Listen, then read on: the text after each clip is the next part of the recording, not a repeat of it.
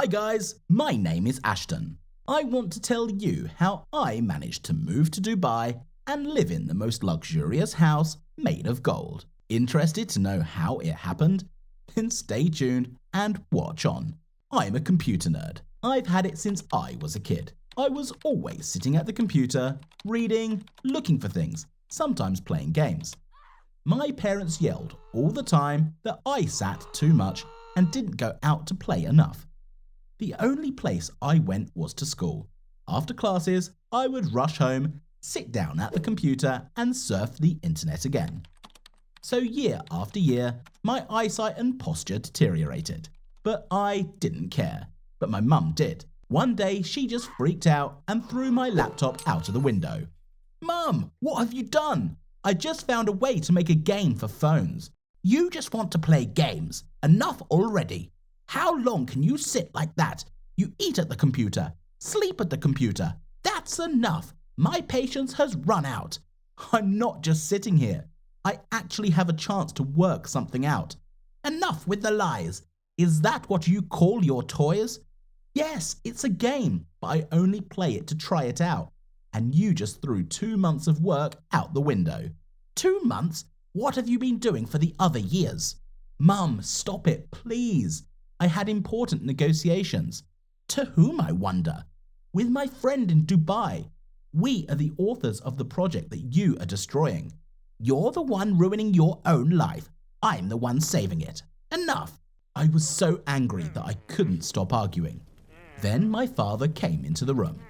He reprimanded me, but I just didn't stop, and I yelled. Then I went into their bedroom and threw the TV out of the window.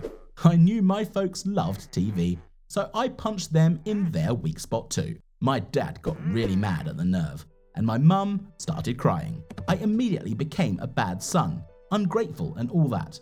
They kicked me out of the house. I only managed to take my phone and some pocket money that I had saved over the last 6 months. My father shouted after me that when I understood why I had been kicked out, I could come back. I went to the backyard, put my computer together, but it was broken in two. I had no friends to go because my life was more virtual. The first day I spent the night at the train station. Well, how did I spend the night? I tried to fix the computer, of course, but nothing worked. Then my online partner Miran wrote to me and asked where I was and why I was not in a work chat. I told him the situation. I was out of the house and now I have no money and a broken computer, and the phone is running out of charge. "Throw me your location." "Why, do you want to send me a food parcel?" "I've got an idea." Okay. I threw him my location, went to buy some food, and asked on the spot until almost midnight. As I was almost falling asleep on the bench, the cops came up to me. They wanted to take me to the station. I started to make up as I went along that I was about to be met by someone I knew, but they didn't believe me. One of them already had picked up my things, the other by the elbow, and then a voice came from behind me. "Ashton, Miran is waiting for you." We turned around and there was a black limousine behind us, and the chauffeur and the guard came up to me. The cops immediately stepped away, and they took the luggage and I jumped into the limo. They didn't say a word to me on the way. I just found a letter from Miran. He wrote that he was expecting me to visit his house. "What do you mean, home? Am I flying to Dubai?" I asked the chauffeur. Then we arrived at the pad where a private jet was waiting for us. I was just blown away by what I saw. I was met at the entrance by beautiful stewardesses. They served drinks. I sat in a comfortable leather armchair. They turned on the TV, brought me something to eat and drink. As soon as I ate, I fell asleep. On the plane, there was nice background music. It was so cool. There were almost no people except for the staff and me. They woke me up on landing, and after 2 hours in the car, I was in a huge house. The view was amazing. Everything was gold. The house itself, the stairs, the door handles, the window frames, the figurines, even the toothpicks and utensils were all gold. Whilst I was admiring the interior, I was greeted by a man my age in a silk robe. "Miran, do you live here?" "Hello, my friend. Yes, this is my humble home. Welcome." "But how did you just picked me up and brought me to Dubai?" "My friend was in trouble. I couldn't stay away." "We've never even met." "You're smart. We're working on a project. That's all that matters." Miran turned out to be kind and hospitable. Apparently, it's in his blood.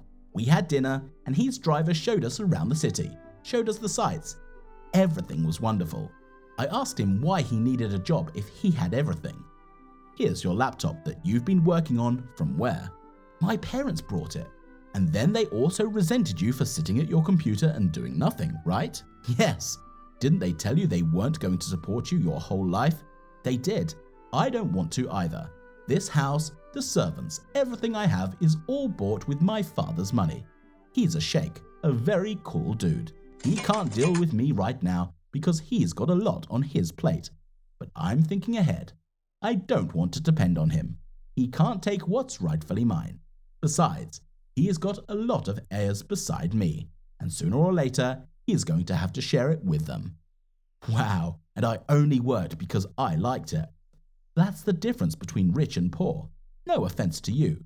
It's just that the rich do everything for money, and money since kindergarten. That's the upbringing. Whilst the poor enjoy life, we earn and multiply. I hadn't really thought about it. It's okay.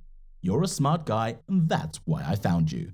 If you and I manage to develop and launch a game for phones, we will make a fortune. I've already done the math. Miran was right.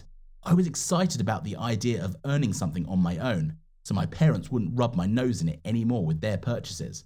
I was living at a friend's house. Honestly, the first week was a buzz, but then, as it turns out, even gold gets tiresome. It made my eyes ache. Miran said he was born in gold and lived in it. He was used to it, and I suddenly wanted to see Oba with flowers in my parents' bedroom. Other than that, we weren't bored. We didn't have time. Every day, Miran and I worked, going to meetings, negotiating, looking for sponsors. We invested equally in the project, and since I had no money, we brought in sponsors. Slowly, another 2 months passed, and the day came when we finally released our new toy. It was a children's game with colours, beautiful voice acting, and easy to use. Within a day, we had sold over 1 million downloads. A fashion portal wrote about us. News about a migrant boy like me went viral. The next day, we celebrated with Miran's father. He asked us many questions and we answered them proudly. As for my family, they called me, wrote me, my father left me voicemail saying he was sorry for kicking me out. I heard that they were looking for me and my mum, but they never found me. There was resentment sitting in me because of the last conversation, and I didn't know how to be. Do you miss them? I do. Why didn't you call them then? I was waiting until the project was over to prove to them that you're worth something? Yes, apparently. Parents aren't perfect. There's no such thing. But I know for a fact that every parent worries about their child. I also say a lot of hurtful things to Miran, but he knows it's all about emotion. He also knows that I love him. It's just, what if my parents were right?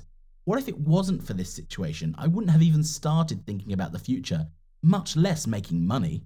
That's what shaking things up is for. Speaking of shaking things up, the doors of the restaurant opened and Mum and Dad appeared in front of me.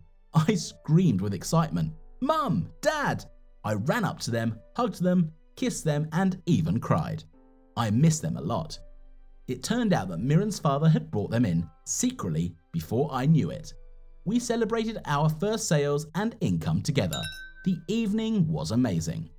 I didn't want to leave, but I had to. Miran and I said goodbye, and we agreed to start a couple more new projects. When I got home, I immediately bought my folks a new super modern TV with all the trimmings. While it was being installed, my dad asked me to bring him a screwdriver from the garage. In my bag of tools, I found a picture and was amazed. It showed my father, Miran's father, and me, only small, about 2 years old. What does it all mean? I asked myself. I brought my dad a screwdriver and technically snatched his tablet and went to my room. I found an interesting correspondence with Miran's father, from which I realized that they were old friends. They corresponded about us, their sons, and both said we needed a little push. Me to get out of my comfort zone, and Miran to feel responsible for someone other than himself. That's how their plan worked. I got kicked out of the house, and Miran took in a stranger in his life. Then my dad came into the room, saw the picture and was like, "I'll explain everything." But I understood him. "Don't, Dad. You did the right thing," I told him and hugged him.